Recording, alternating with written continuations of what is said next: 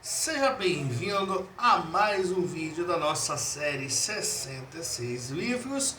E no vídeo de hoje nós iremos falar sobre a carta de Paulo a Filemon. E se você tem chegado até aqui, tem gostado e curtido a série, deixe seu like, se inscreva no canal, ative o sininho de notificações, participe aqui conosco aqui nos comentários, porque o seu comentário é muito importante para nós e para o engajamento do canal, e compartilhe esse vídeo com mais pessoas ou outras pessoas que querem e precisam ouvir da palavra de Deus. E nesse vídeo de hoje nós iremos falar sobre a carta de Paulo a Filemon. O livro de Filemon foi escrito por Paulo por volta do ano 60, 61, durante a sua primeira prisão em Roma. Diferente das suas outras cartas, essa carta não é dirigida a uma igreja ou uma pessoa específica, mas ela é escrita a um homem chamado Filemon, que era um cristão rico e influente na cidade de Colossos, né, que abrigava uma igreja em sua própria casa. Então, esse Filemon é como se ele tivesse um ponto de pregação em sua casa. Paulo também descreve mencionando a Fia, né, que provavelmente deve ser esposa de Filemon, Arquipo, que provavelmente possa ser seu filho ou cooperador, e toda a comunidade cristã que se reunia ali na casa de Filemon.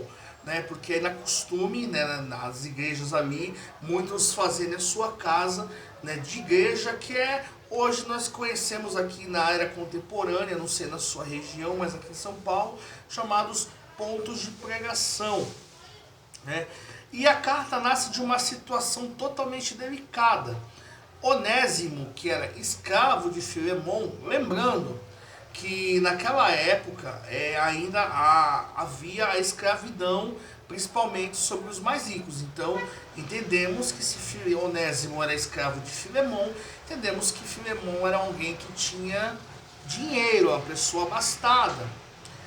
E Onésimo, que era escravo de Filemon, havia fugido, encontrado Paulo em Roma, se convertido ao Evangelho e se tornado agora um servo fiel de Cristo. Agora Paulo envia de volta ao seu antigo senhor, pedindo que ele não receba apenas como um escravo, mas como um irmão em Cristo. Então Paulo, ele fica um tempo com Paulo Onésimo, e ali ele se converte, só que aí Paulo manda o que? Ele retornar novamente. Agora, e é uma carta mais pessoal de Paulo, e ao mesmo tempo uma das mais poderosas, que era um retrato vivo do poder transformador, do perdão e da graça.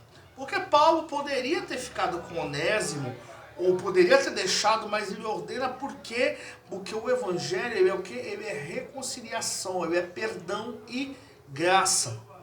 O tema central do livro de Filemon é o Evangelho que reconcilia.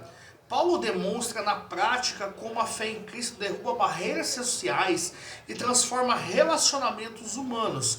O Evangelho que reconcilia o homem com Deus também tem o poder de reconciliar pessoas entre si.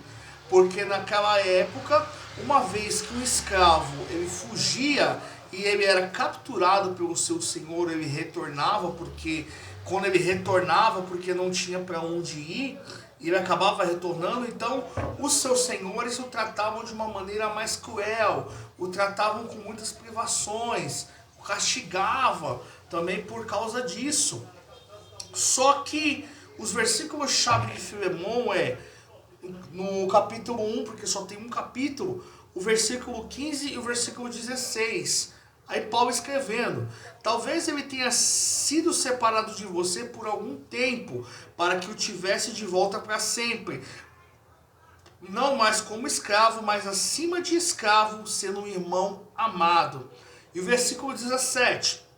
Assim, se você me considera um companheiro, receba-o como a mim mesmo. E o versículo 18 é o versículo 19. Se ele o prejudicou em algo ou lhe deve alguma coisa, ponha isso na minha conta. Nessas palavras, vemos o coração do Evangelho aí, que o amor intercede, perdoa e restaura. E Paulo ele se coloca como mediador ali nessa situação entre Onésimo e Filemon. Porque como Cristo fez por nós, mostrando que a fé verdadeira se manifesta em atitudes concretas de compaixão e reconciliação. Então, nessa condição, como Onésimo era um escravo fugitivo, então Filemon, não é, pela lei ali daquela cidade, ele poderia castigar Onésimo, poderia tratá-lo com privação, ou até mesmo não recebê-lo. Mas Paulo apela, né, pelo senso cristão, pelo amor cristão, para que o receba de volta, mas agora como um irmão. E o livro de Filemon, ele é composto por apenas um capítulo, mas ele é repleto de conteúdo espiritual e emocional. Do versículo 1 até o versículo 7, Paulo inicia uma saudação colorosa, elogiando a fé e o amor de Filemon pelos santos. Ele reconhece que Filemon é um homem que conforta os corações dos irmãos, que é uma introdução que prepara o terreno para o pedido que virá em seguida. Dos versículos 8 até o versículo 16, Paulo faz um apelo em favor de Onésimo. Em vez de exigir, ele suplica com ternura, lembrando que poderia ordenar, mas prefere pedir com base no amor. Ele destaca a transformação de Onésimo. De escravo inútil, tornou-se um irmão útil e querido. E dos versículos 17 até o 22, Paulo aprofunda o pedido, oferecendo-se para pagar qualquer dívida que Onésimo tenha deixado. É um retrato da substituição redentora, a imagem de Cristo assumindo a nossa culpa. A carta termina com saudações pessoais, dos versículos 23 até o 25, mostrando que a comunhão viva entre os servos de Deus. E o contexto ali da cidade de Colossos, onde Filemon vivia, é importante para compreender o impacto dessa carta. A cidade, que era localizada na região da Frígia, na Ásia Menor, como estudamos na carta de Paulo aos Colossenses. Se você não viu esse vídeo, volte lá na carta dos Colossenses para você entender sobre a cidade de Colossos. Era conhecida por sua diversidade cultural e pela presença escravagista, ou seja, aonde aqueles que tinham mais dinheiro, eram os mais abastados, possuíam escravos. E isso era uma prática que dominava o Império Romano. E um escravo fugitivo, como Onésimo, poderia ser condenado à morte, mas Paulo desafia essa lógica cruel com o poder da graça.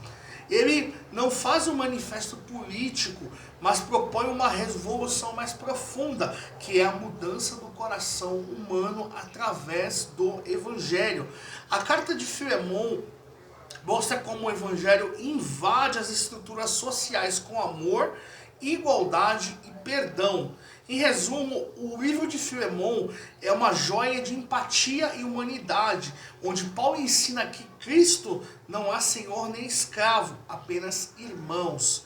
E é um convite para vivermos o Evangelho de forma prática, deixando que o amor de Deus transforme os nossos relacionamentos, cure feridas antigas e nos ensine a enxergar o outro com os olhos da graça. Então, você viu só quantos ensinamentos em apenas um capítulo?